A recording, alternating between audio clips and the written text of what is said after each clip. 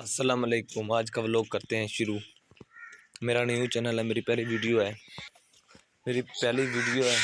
और आज मैं चाह रहा हूँ अपने गांव का राउंड लगा रहा हूँ। पीछे देख सकते हैं कोई भी नहीं है गांव में। मेरा नाम सुफियान भड्डा है। मैं एक छोटे से गांव बड़ियां वाले में रहता हूँ। तो मेरा नाम मियाँ सुफियान भड्डा है। तो मैं अभी अपने घर जा रहा हूँ। इधर आया हुआ था, वो ईमेल का पासवर्ड डिलीट करवाना था। ये पीछे गाँव है मेरा। तो अभी मैं घर जाता हूँ,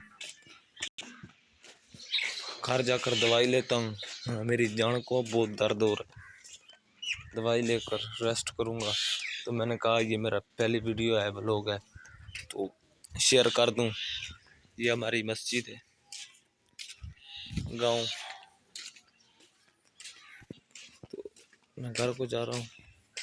तो आज का व्लॉग करते हैं ख़त्म। आगे बाज़ार है, 4 बाज़ार है हमारे गांव की।